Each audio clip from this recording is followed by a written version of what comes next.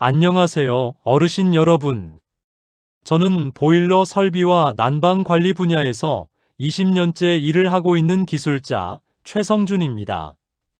매년 겨울이 되면 하루에도 수십 통의 전화를 받습니다. 난방이 갑자기 안 된다.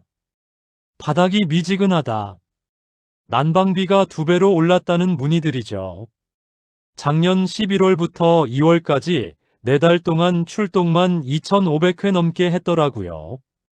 이 과정에서 너무 간단한 것인데 몰라서 놓치는 경우가 너무 많았습니다. 보일러는 고장보다 사용법 오류가 훨씬 많았고 그 작은 오류가 난방비의 절반을 가져가고 있었습니다. 그 경험들을 바탕으로 오늘은 보일러는 고장이 아니라 사용법 때문에 돈이 새는 경우가 훨씬 많으니 이 사실을 실제 사례와 함께 아주 쉽게 설명해 드리겠습니다.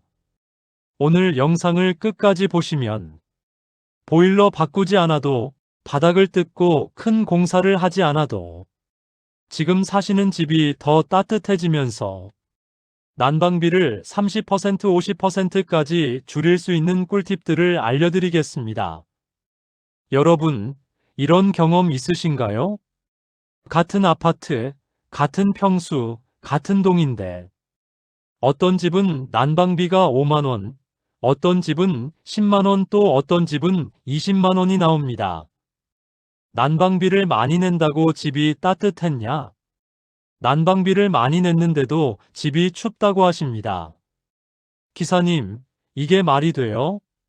새 보일러인데 왜 더 추워요? 이런 질문 정말 많이 받습니다. 혹시 여러분도 지금 온도는 올렸는데 바닥은 차갑고 요금은 점점 올라가는 상황이신가요? 만약 그렇다면 오늘 영상 끝까지 보시면 다음 달 고지서가 달라집니다. 많은 분들이 이렇게 생각하세요. 자주 끄면 절약이지. 온도만 높게 맞추면 따뜻하지. 외출하면 보일러는 무조건 꺼야지. 하지만 현장에서 보면 10집 중 8집은 이 3가지 때문에 난방비를 더 쓰고 있었습니다. 특히 어르신들께서 기계 만지는 걸 부담스러워 하시다 보니 처음 설치했을 때 설정 그대로 10년, 20년을 사용하시는 경우가 아주 많아요. 오늘은 이 오해를 완전히 정리해 드릴 겁니다. 먼저 75세 윤정숙 어르신 이야기를 좀 들려드릴까 합니다. 윤 어르신은 서울 외곽의 오래된 빌라에 혼자 살고 계셨습니다. 연금 타서 생활하는데 겨울만 되면 난방비가 무서워요. 상담 전화를 주실 때 목소리가 많이 떨리시더군요. 실제로 고지서를 보니까 지난 겨울 1월 난방비가 21만 원이 나왔습니다. 문제는 이렇게 많이 쓰는데도 집이 따뜻하지가 않았다는 거예요. 거실에는 전기장판, 무릎에는 담요, 밤에는 패딩 잠바를 입고 주무실 때도 있다고 하셨습니다. 추위 때문에 무릎도 쑤시고 화장실 갈 때마다 한숨이 나왔대요. 제가 직접 집을 방문해 봤습니다. 제일 먼저 눈에 들어온 건 조절기 위치였습니다. 현관문 바로 옆, 차가운 공기가 드나드는 벽에 붙어 있더군요. 게다가 모드는 실내 모드, 난방 온도는 28도에 맞춰져 있었습니다. 이게 어떤 상황이냐면요. 현관 쪽 찬바람이 계속 들어오니까 조절기 센서는 계속 춥다고 느낍니다. 그러니 보일러는 아직 춥구나 하고 가스를 계속 태우면서 헛돌게 되는 겁니다. 그 와중에 거실 한가운데 안방 쪽은 따뜻함이 충분히 전달되지 못해서 어르신은 계속 바닥이 미지근하다고 느끼시는 거고요. 또 하나 문제는 외출 습관이었습니다. 윤 어르신은 마트나 병원 갈 때, 심지어 23시간 잠깐 외출할 때도 보일러 전원을 아예 꺼버리고 나가셨습니다. 절약하려고 하신 거죠. 하지만 이게 오히려 난방비를 올리는 결정적 이유였습니다. 콘크리트 바닥이 완전히 식어버리면 집에 돌아와서 다시 켰을 때 보일러가 최대 출력으로 오래 돌아야 합니다. 그때 가스가 확 들어가요.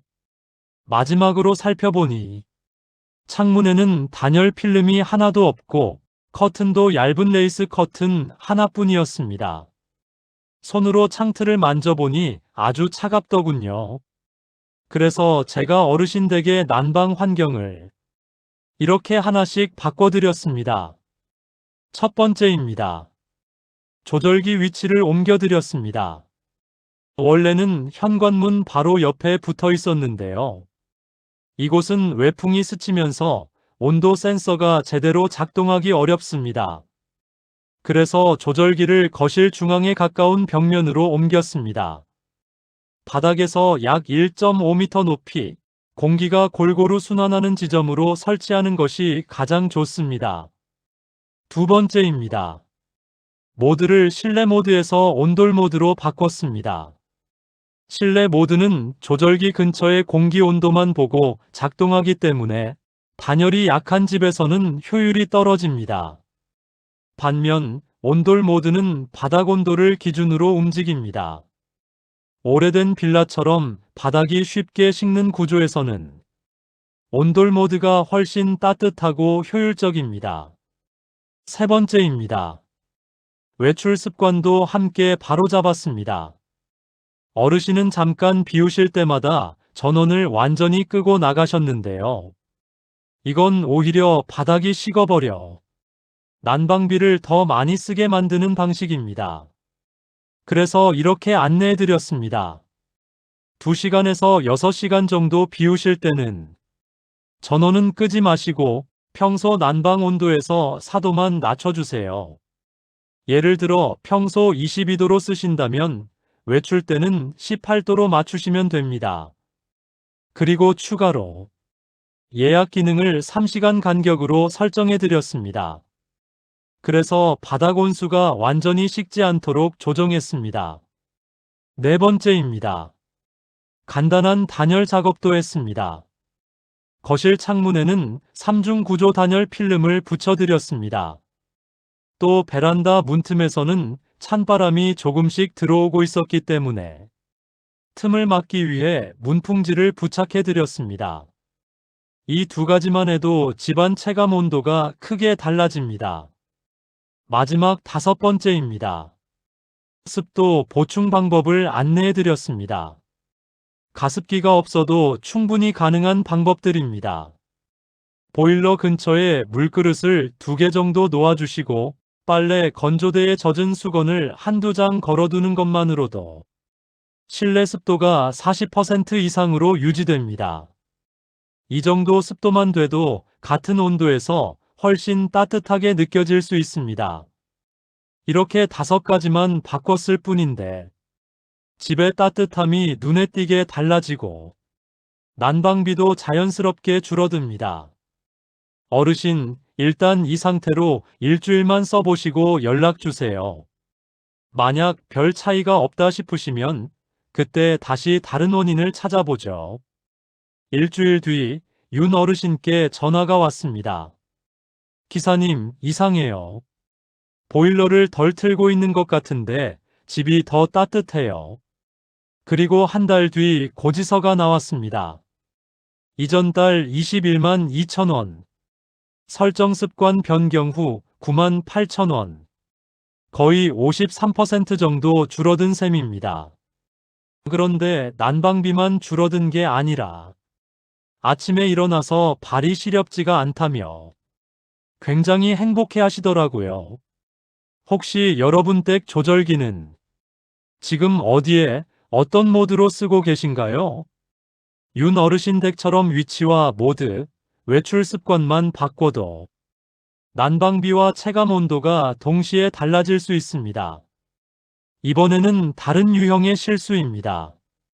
이번 주인공은 69세 장영호 어르신입니다. 장 어르신은 아내분과 둘이 사시는데 난방비는 그럭저럭인데 온수 때문에 가스비가 너무 많이 나오는 것 같다고 하셨어요. 실제로 고지서를 보니 평균 가스비가 겨울엔 15만 원 초반대 온수 사용이 많았던 달은 17만 원까지 올라가 있었습니다. 집에 가서 먼저 욕실을 봤습니다. 샤워기를 틀어보니 물이 아주 뜨겁게 나오더군요.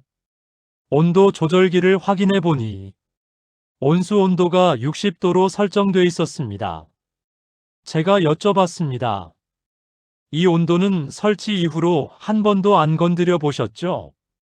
네, 그냥 온수강으로 맞춰 놓으면 언제 틀어도 뜨거운 물이 잘 나오니까요. 바로 이게 문제였습니다. 실제로 샤워할 때는 물이 너무 뜨거워서 결국 찬물을 섞어서 쓰고 계셨습니다. 그러면 어떻게 될까요? 보일러는 60도까지 물을 데우느라 엄청난 가스를 태우고 우리는 그 물을 다시 식혀서 40도 근처로 만들어 쓰는 겁니다. 에너지의 절반을 허공에 날리는 셈이죠. 또 하나 문제는 습도와 단열이었습니다. 장 어르신 댁은 창문 단열이 거의 없었고 겨울철 실내 습도를 재보니 28%밖에 안 나왔습니다. 온도는 26도로 유지하고 계셨는데도 집이 왜 이리 싸늘하냐고 하셨던 이유가 여기에 있었습니다. 그래서 저는 어르신께 난방비를 줄이면서도 따뜻하게 지낼 수 있는 방법을 이렇게 제안드렸습니다. 첫 번째입니다. 온수 온도를 60도에서 42도로 낮추는 작업입니다. 제가 이렇게 말씀드렸습니다. 겨울에는 42도, 봄과 가을에는 38도면 충분합니다. 이 온도라면 샤워할 때 찬물을 거의 섞지 않아도 되고 손을 대보면 뜨겁긴 하지만 화상을 입을 정도는 아닌 편안하고 안전한 온도입니다.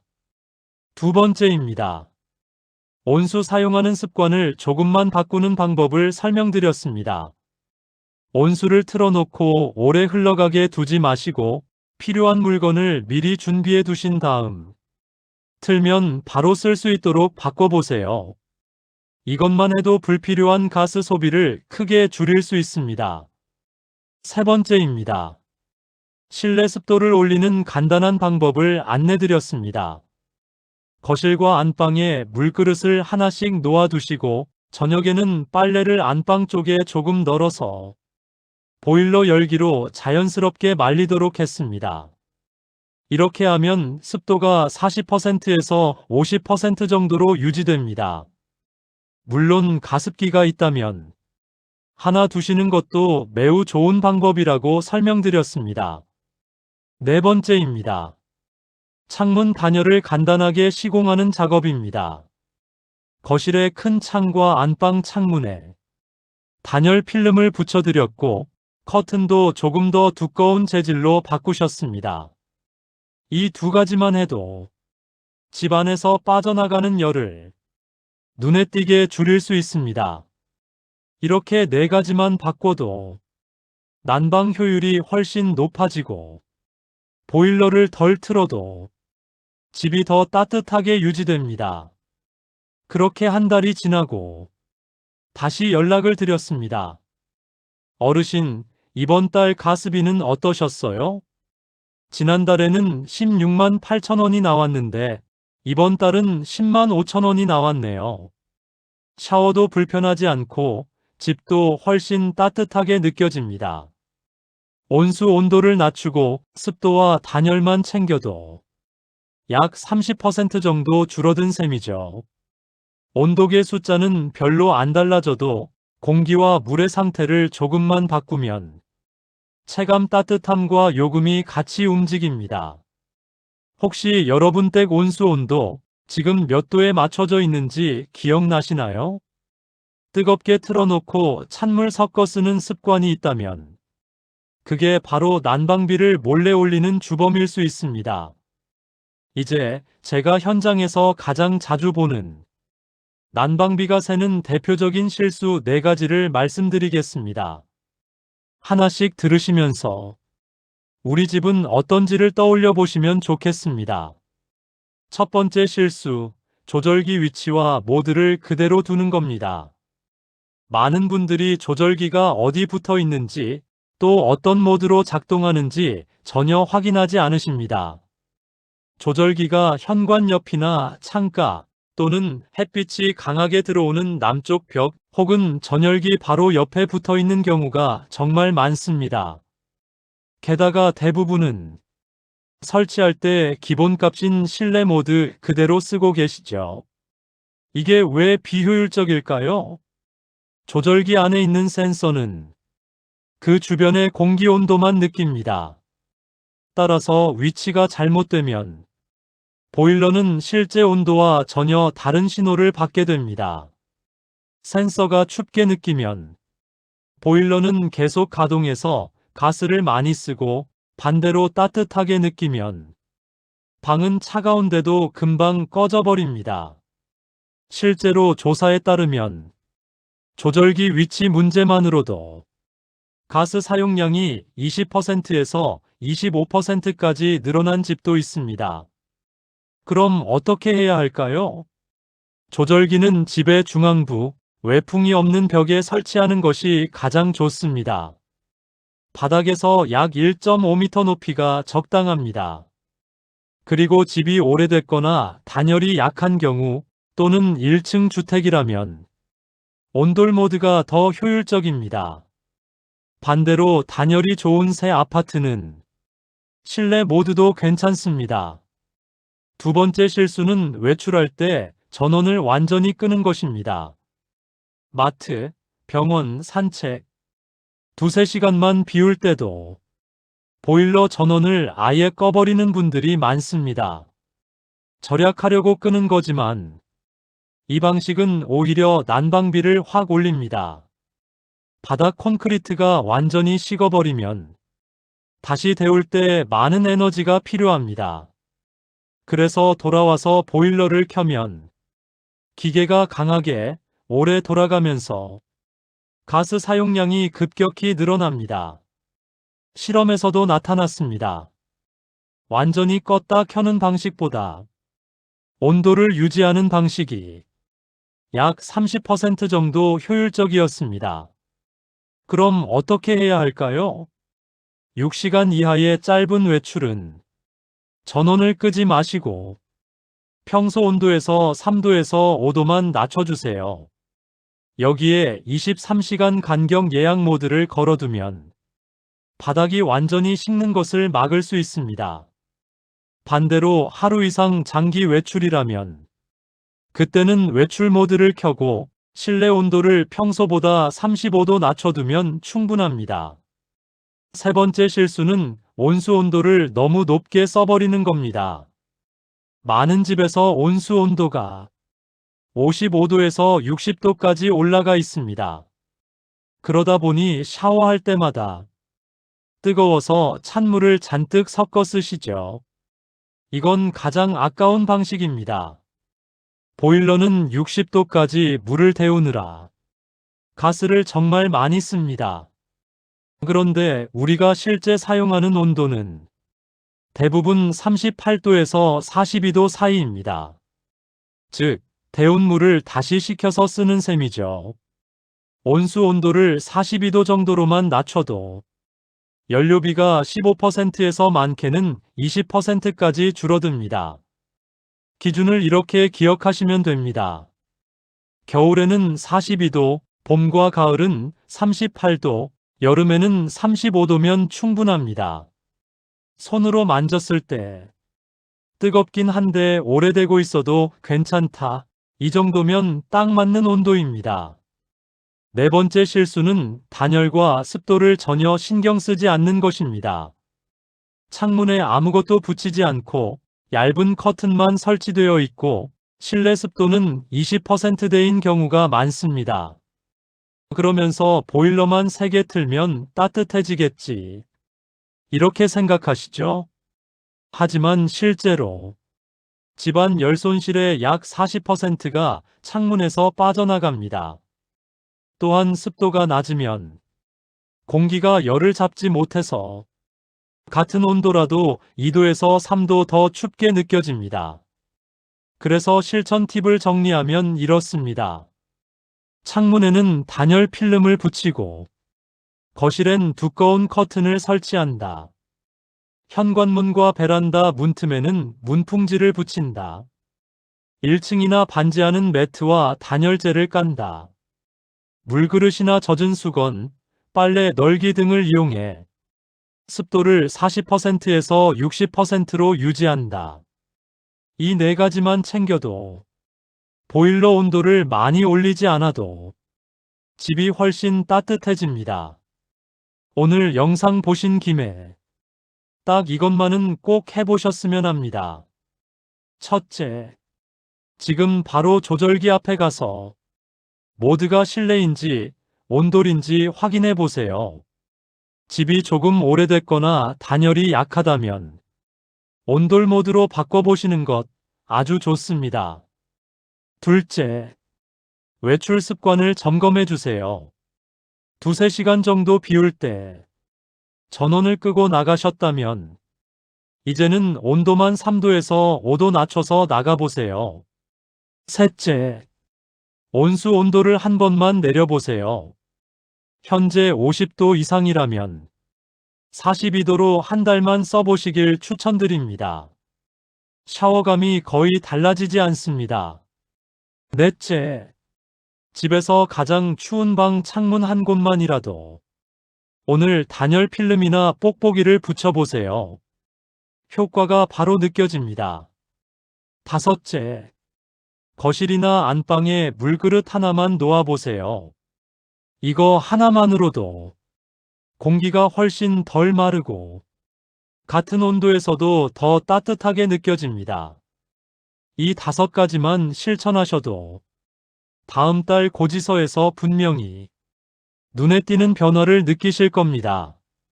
난방비를 아끼는 일은 그냥 숫자를 줄이는 문제가 아닙니다. 집이 충분히 따뜻해야 관절이 덜 아프고 감기 걱정도 줄어들고 저녁에 가족들이 한자리에 모여 편하게 웃을 수 있습니다. 추워도 그냥 참고 버티는 것이 절약이 아니라 내 몸이 추워지지 않게, 가족이 눈치 보지 않게 똑똑하게 쓰는 것이 진짜 절약입니다. 오늘 이야기 들으시면서 혹시 우리 집도 저런 실수하고 있었네 떠오르는 부분이 있으셨나요? 여러분은 평소에 보일러와 온수, 단열, 습도를 어떻게 관리하고 계신가요? 댓글에 여러분의 방법을 남겨주시면 다른 분들께도 큰 도움이 될 겁니다. 함께 나누는 정보가 누군가의 겨울을 더 따뜻하게 만들어줄 수 있으니까요. 오늘 영상이 도움이 되셨다면 구독과 좋아요 부탁드립니다. 여러분의 작은 클릭 하나가 더 많은 어르신들께 따뜻함을 전하는 힘이 됩니다. 앞으로도 시니어분들의 건강한 생활과 여유로운 노후를 위해 꼭 필요한 정보들 차근차근 전해드리겠습니다. 따뜻한 겨울 보내시고 오늘 밤은 발이 시렵지 않으셨으면 좋겠습니다. 감사합니다.